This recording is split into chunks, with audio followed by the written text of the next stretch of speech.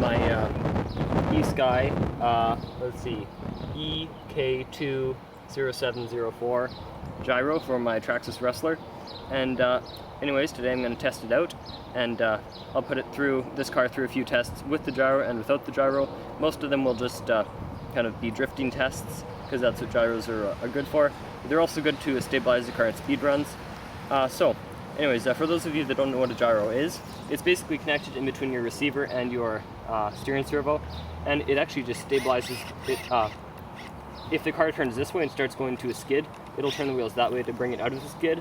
So the gyro itself isn't actually stabilizing the vehicle, it just kind of reads when the vehicle is turning, and it turns the wheels kind of to compensate for it.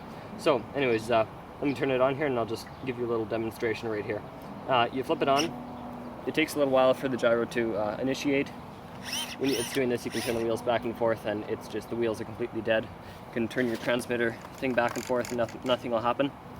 And then all of a sudden here, there we go. Now it's done its little initialization. It has to do that every single time you turn your ESC on.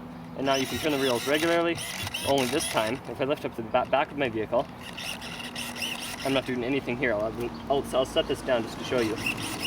I move it back and forth, and you'll notice it keeps the wheels in a straight line pretty much. It doesn't do anything if you bring it up and down or side to side. It only does it if you move it back and forth. So that's pretty much what a gyro is. And yeah, you'll see in a second how, actually I'm not even sure how well it'll help with drifting. I guess we'll find out in a few seconds here. Alright, so before we start the tests, I just forgot to show you the couple little features it has. It has a little switch over here to switch it so say when you turn your vehicle like this, if your wheels are turning the same direction you're turning your vehicle, which won't work, you just flip that switch and it'll just reverse it. So anyways, that switch is really good. Like my brother's Slash, he tried mine out once. You have to actually flip the switch if you have a Slash because of the way the steering servo is set up, whereas on a Wrestler you just want it on the normal, on a Slash you want it on reverse. So anyways, and then you also have these this little dial here. It just adjusts basically how sensitive it is. I don't really feel like I have to explain that. So anyways, let's just start the tests. So this is my first test. Basically I've just set up a pile on top of some thin dirt. And yeah, I'll basically just be trying to drift around the pylon. So here it goes. By the way, this is without the gyro. In a second you'll see it with the gyro.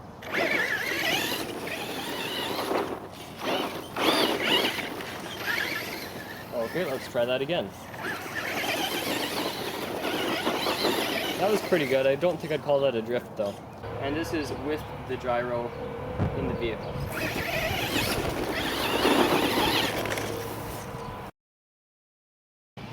So this is my second test, and this is just a really quiet street near my house, actually just right outside the front door. And there's just a thin layer of dirt on top of the street, so I'm just going to be drifting around on top of it. And this is without the gyro. Again, you'll see it in a second with a gyro. Here it goes.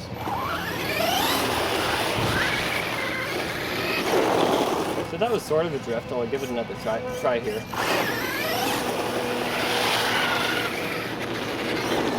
But, I mean, I wouldn't really call any of those drifts. And this is with the gyro in the vehicle.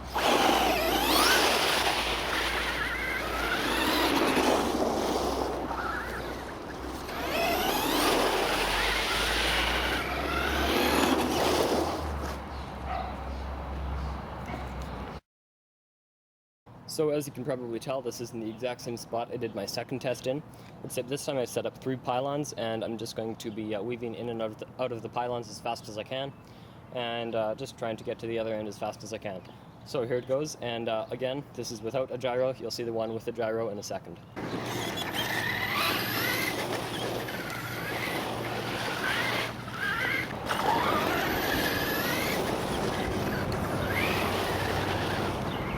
So as a final conclusion, let's see, for $8 and to get a gyro, I'd say it's really good if you're drifting.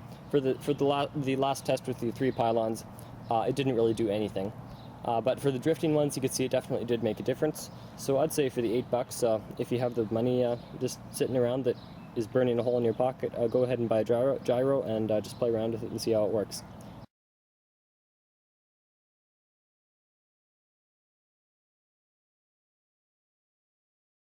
Okay, here's a few things I'll just warn people about before they go ahead and order one off eBay or whatever.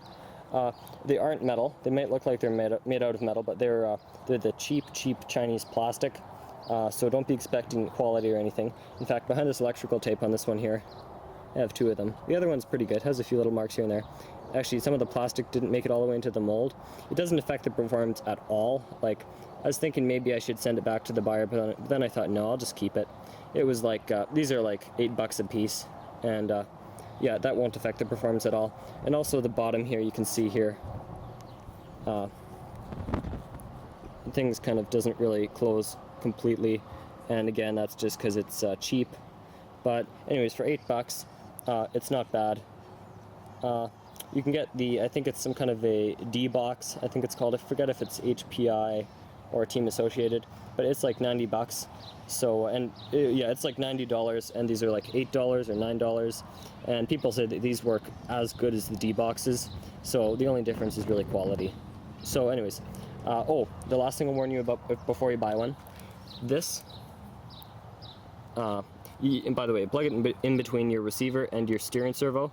This plugs right into the receiver fine, but this area end here, you notice it doesn't have the slit that comes off the side, because a lot of steering servos have, they have something that looks like this, except there'll be a little notch coming off the side, one of the corners here, to make sure you seat it properly, and it won't fit into here. So you have to get an extension that has, yeah, I'll show you what I have here.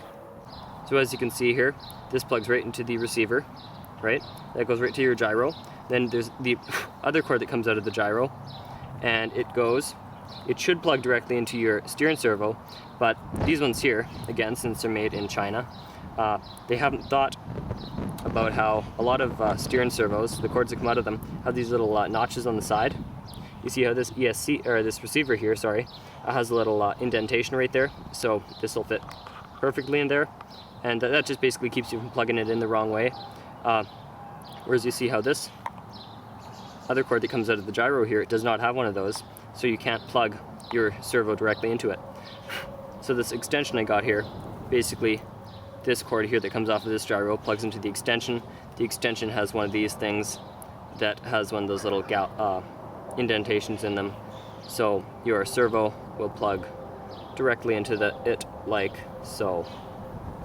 Just have to wiggle that around a bit to get it in. Anyways, those are the few things I'll just warn you about before you go ahead and buy one. Other than that, they work flawlessly. These are the two that I have, and they both work great. Anyways, yeah, thanks for watching. So the other thing I'll warn you about here is if you're planning on getting one of these to use like in races, like competitively, to beat everybody else on the track, don't get your hopes up too high, because a lot of races actually they ban these little things because they give you an unfair advantage over all the other players. So they're great for just bashing around and just playing around with, maybe drifting here and there, but don't get your hopes too high if you're planning on getting one for racing. A lot of places have just like a kind of like a free play race where you can just use whatever you want to, or when the track's not being used, you can just rip around the track with your friends or whatever. So I thought I'd just warn you about that before you go and buy one.